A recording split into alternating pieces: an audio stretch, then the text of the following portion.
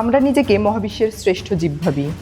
পদার্থবিজ্ঞানী Victor স্ট্যাঙ্গার বলেছিলেন, মহাবিশ্বের trillion trillion গ্যালাক্সির বিশালতার সামনে দাঁড়িয়ে নিজেকে ঈশ্বরের স্পেশাল সৃষ্টি ভাবা আর সাহারা মরুভূমির এক কণা বালির উপর দাঁড়িয়ে পুরো মরুভূমিকে নিজের জন্য বানানোর রিসোর্ট ভাবা একই ধরনের মানসিক দেউলিয়াত্ব।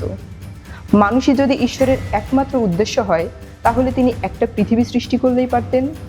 মানুষের মতো ক্ষুদ্র একটি প্রাণীর জন্য ট্রিলিয়ন ট্রিলিয়ন গ্রহ, নক্ষত্র এবং ছায়াপথ অপচয় করার কি আদৌ কোনো দরকার ছিল?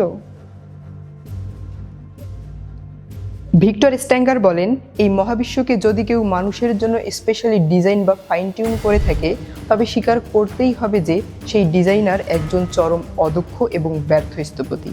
কারণ এই মহাবিশ্বের 99.9999% অংশই প্রাণীর জন্য এক ভয়ানক বিষাক্ত এবং হিমশীতল নরক। আমাদের চেনা এই দৃশ্যমান মহাবিশ্বের ব্যাস প্রায় 93 বিলিয়ন আলোকবর্ষ। এর মধ্যে ট্রিলিয়ন ট্রিলিয়ন গ্যালাক্সি, ছায়াপথ, কসমিক রেডিয়েশন এবং পরম শূন্যতার এক ভয়ানক অন্ধকার নরক ছড়িয়ে আছে। এর 99.9999% অংশই মানুষ বা কোনো চেনা প্রাণ এক সেকেন্ডও টিকতে পারবে না।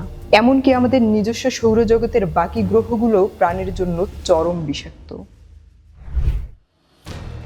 একটি 5 তারকা লাক্সারি হোটেলের কোটি কোটি রুমের মধ্যে মাত্র একটি রুমে একটি বালির কণার সমান জায়গায় যদি থাকার ব্যবস্থা থাকে, আর বাকি পুরো হোটেলটা যদি জ্বলন্ত আগ্নেয়গিরি আর বিষাক্ত গ্যাসে ভরা থাকে, তবে কোনো বুদ্ধিমান মানুষ কি বলবে যে পুরো হোটেলটা ওই বালির কণাটার আরামের জন্য ডিজাইন করা হয়েছে?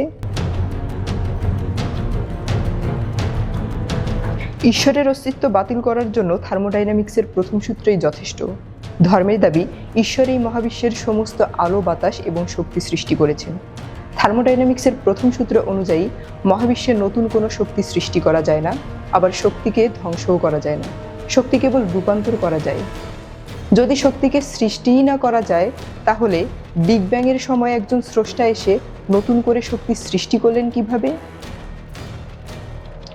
বিজ্ঞান বলছে, মহাবিশ্বের মোট শক্তির পরিমাণ আজ যা, বিগ ব্যাংয়ের পূর্বেও ঠিক তাই ছিল। অর্থাৎ মহাবিশ্বকে কেউ তৈরি করেনি।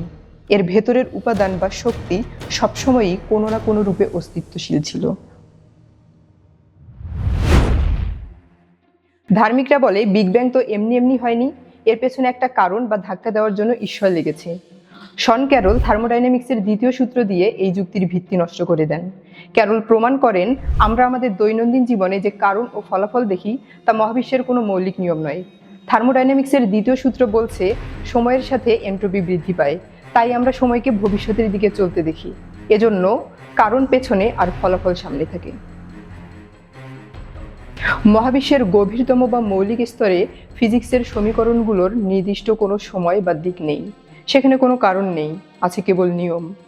ত্রিভুজের শীর্ষবিন্দুটি যেমন কোনো কারণ ছাড়াই তৈরি হয়, বিগ ব্যাংয়ের শুরুর মুহূর্তটির জন্যও তেমনি কোনো বাহ্যিক চালক বা ঈশ্বরের দরকার ছিল না। ধার্মিকরা দাবি করেন, শূন্য থেকে কোনো কিছু একা একা তৈরি হতে পারে না। অতএব মহাবিশ্ব সৃষ্টিতে একজন ঈশ্বর বা স্রষ্টা লেগেছে। কোয়ান্টাম মেকানিক্স ল্যাবরেটরিতে প্রমাণ করেছে যে একটি সম্পূর্ণ ফাঁকা জায়গা বা ভ্যাকুয়ামের মধ্যেও প্রতি সেকেন্ডে কোটি কোটি সাবঅ্যাটমিক কণা কোনো কারণ ছাড়াই সৃষ্টি এবং ধ্বংস হচ্ছে। এটাকে বলে কোয়ান্টাম ফ্লাকচুয়েশন।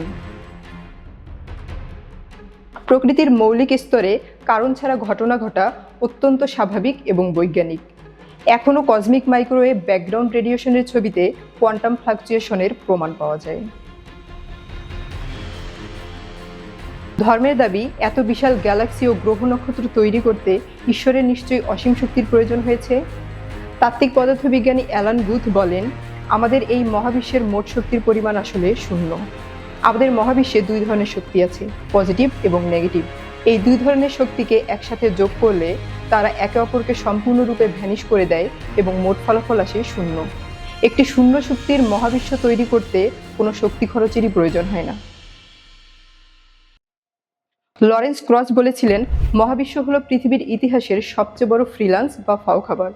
পকেটে 1 টাকাও না রেখে যেমন 0 টাকার একটা ব্যালেন্স শিট তৈরি করা যায়, মহাবিশ্বও সেরকম প্রকৃতি নিয়ম ব্যবহার করে নিজেকে দ্বিখণ্ডিত করেছে। এর জন্য কোনো অলৌকিক পাওয়ার হাউসের দরকার নেই।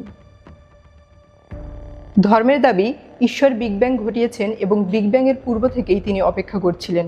আলবার্ট আইনস্টাইন প্রমাণ করে গেছেন যে স্পেস টাইম পরস্পর অবিচ্ছেদ্য। বিগ ব্যাংয়ের আগে সময়ের কোনো অস্তিত্বই ছিল না, সময় নিজেই বিগ ব্যাংয়ের সাথে শুরু হয়েছে।